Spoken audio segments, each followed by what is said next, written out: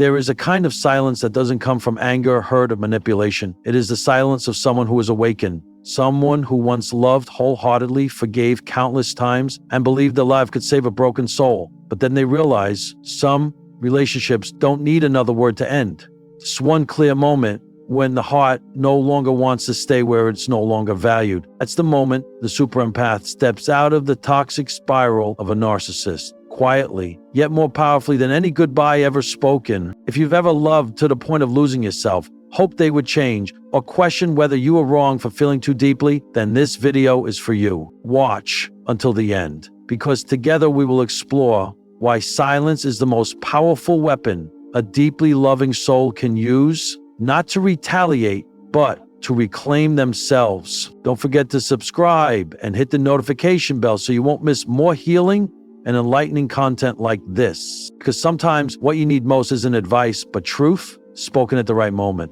When a super empath chooses silence, it is no longer ordinary silence. It is intentional silence.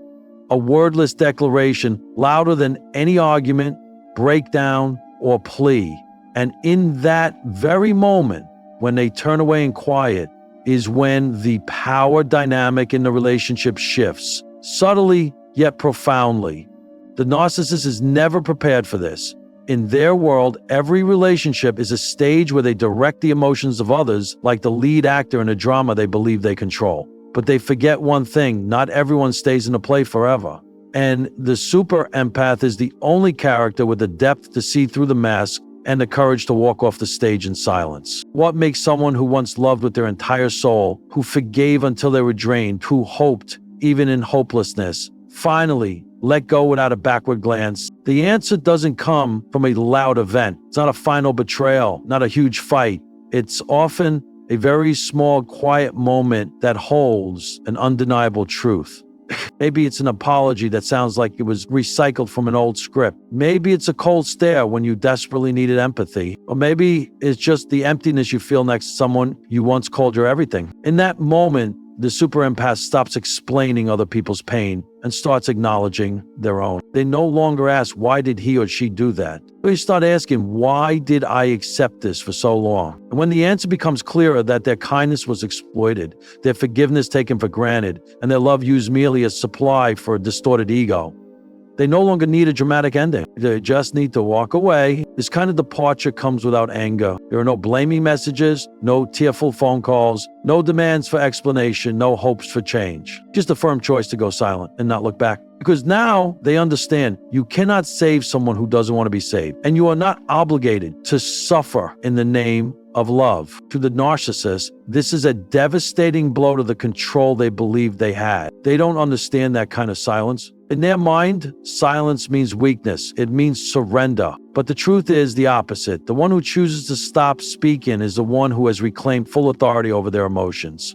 And that's when the narcissist begins to panic, but not in a way that's visible to outsiders. It's an inner chaos and emptiness when there's no longer an emotional subject to manipulate. They began testing the waters. A message like, just checking to see if you're okay. A cryptic post. A shared memory resurfaced. But all of it is emotional bait, a way to see if you're still within their reach, still within their control. When you don't respond, don't appear, don't rescue their emotions like before, they begin rewriting the story. Now you're the heartless one. You abandon them without reason. They tell others you changed, that you became cold. But deep down, they're confronting what they fear most, losing the one person who truly saw them and loved them anyway. Meanwhile, the super empath is not just healing, they are evolving. In the silence, they are rebuilding themselves. They learn to set boundaries without guilt. They learn to say no without needing to explain. They learn to love, but not in a way that hurts themselves to make others comfortable. And perhaps most importantly, they stop seeking love as a means of validation. Now they validate themselves. When a super empath leaves, they're not just walking away from someone.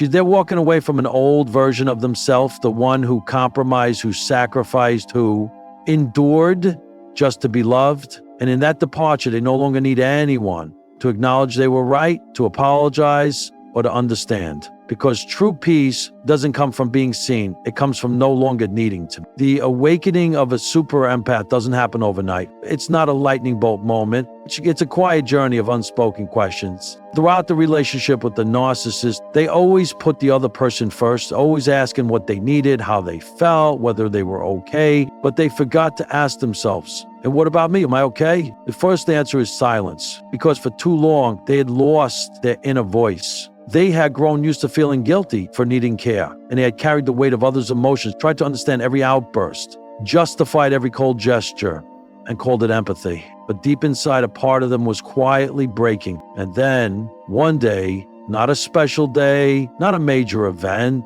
just an unexpected moment of stillness. An apology that sounded worn out, a gaze that no longer felt warm, an invisible distance that hope could no longer bridge. And in that moment, they stopped lying to themselves. They no longer believed things will get better. They faced the truth. This love wasn't nourishing them.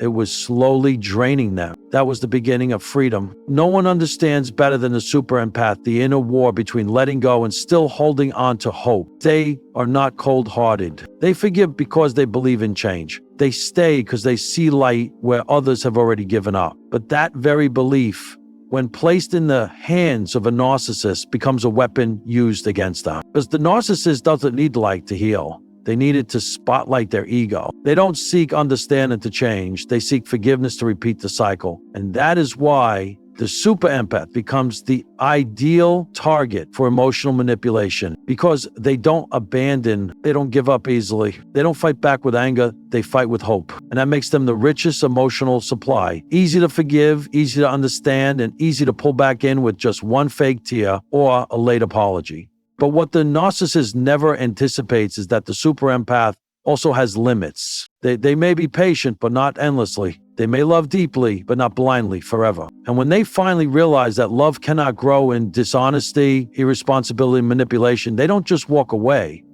They walk away with the new belief, I deserve better than this. At that point, what breaks the narcissist isn't the abandonment itself. It's the loss of emotional control. The super empath doesn't cry, doesn't send long messages, doesn't say we need to talk. They leave no crack for the narcissist to slip through. They choose absolute silence, the very thing that the narcissist fears most. Because to the narcissist, someone who still reacts is someone still under control. But when there are no reactions, no anger, no pain, no attempt to reconnect, it means the game is over.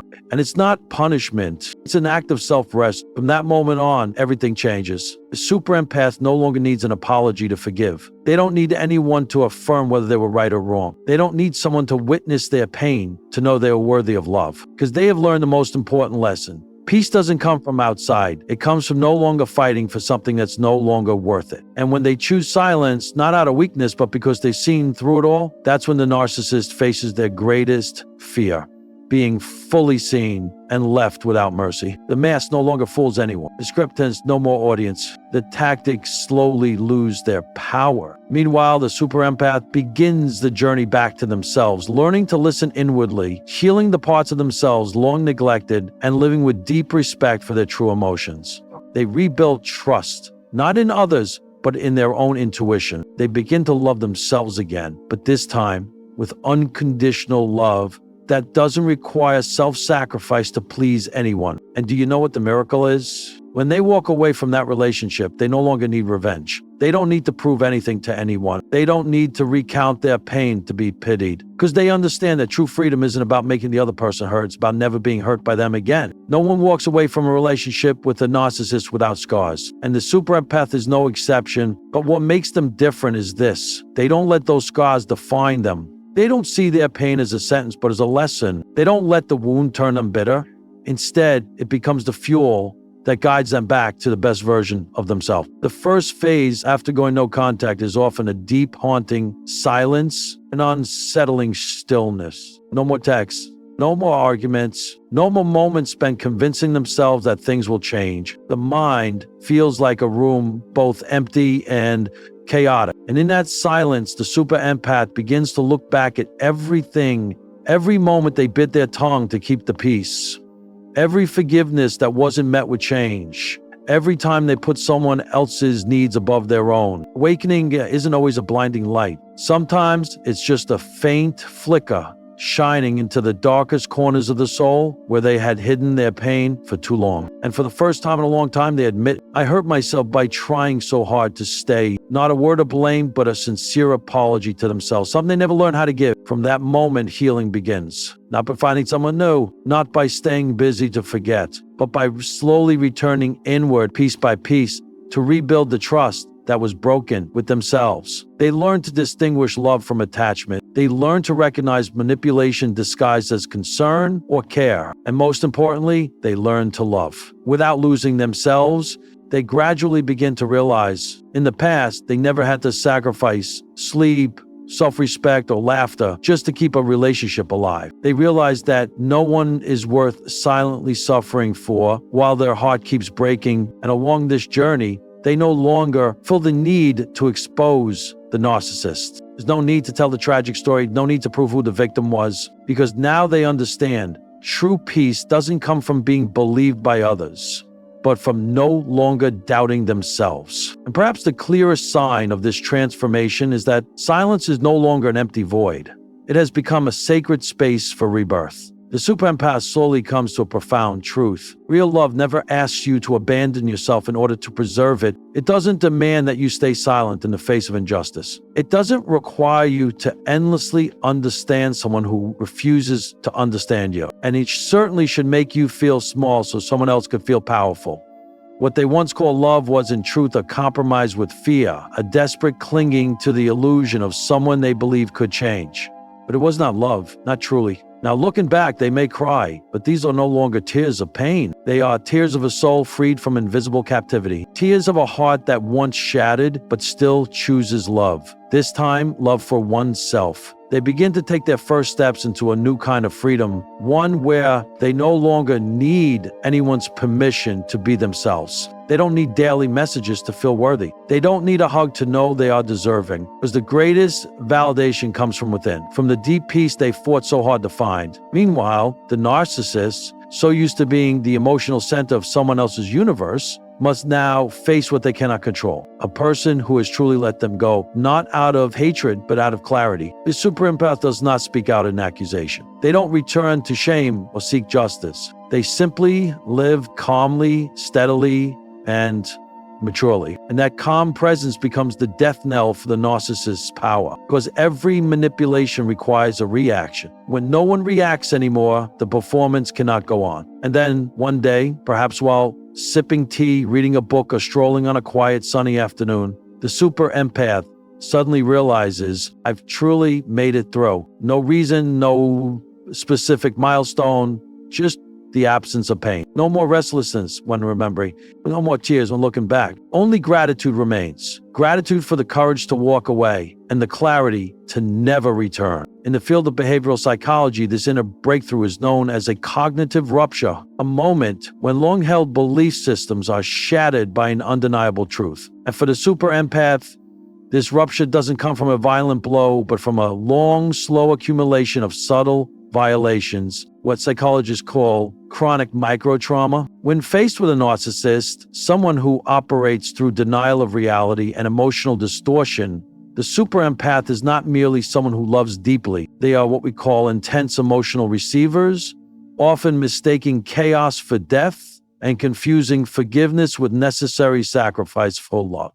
This is a distorted mechanism programmed deep within the subconscious, often rooted in unhealthy attachment patterns formed in childhood. Super empaths frequently grow up in environments where their emotions were invalidated, so they learn to derive their sense of worth from fixing others. And the danger is this: narcissists are incredibly skilled at reactivating that original wound, unconsciously, but with ruthless precision. They use tactics like gaslighting, manipulating someone by denying reality, hoovering, sucking someone back into emotional entanglement, and trauma bonding, creating attachment through repeated emotional harm. To trap the super empath in a cycle, where every act of forgiveness chips away at the last intact parts of their soul. But what the narcissist fails to understand and never anticipates is this: patience is not infinite, and kindness is not stupidity. When the super empath crosses the threshold of rupture, they don't return, because by then it's no longer an emotional decision, it's a psychological act of survival. At that point, the super empath doesn't just cut contact, they deconstruct their entire framework around love, self-worth, and attachment.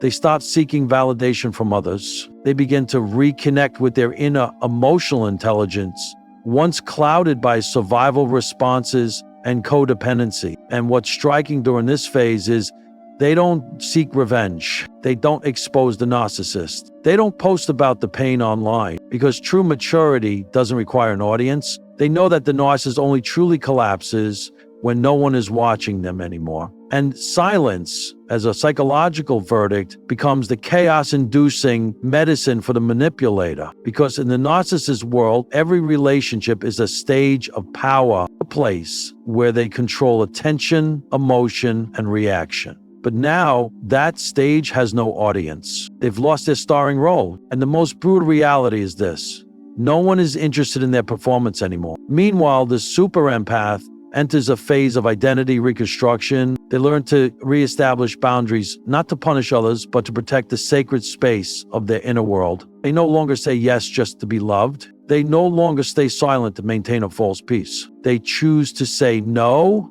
not to hurt anyone, but to no longer allow anyone to hurt them. They understand that true love doesn't grow out of suffering. It is born in the mutual journey of two souls who respect each other, where neither has to erase themselves to exist. And that is something a narcissist can never offer, because real love requires the courage to face oneself in total vulnerability, a task impossible for those who live behind a mask. After all is said and done, the super empath becomes the gatekeeper of their own heart. They don't shut it down, but they no longer leave it unguarded. They do not harbor hatred, but they no longer let their kindness become a weakness. And their silence this time is not helplessness, it is a conscious, disciplined, and powerful choice. When a super empath walks away from a relationship with a narcissist, they're not just leaving a person, they're leaving behind an old version of themselves. The version that once accepted pain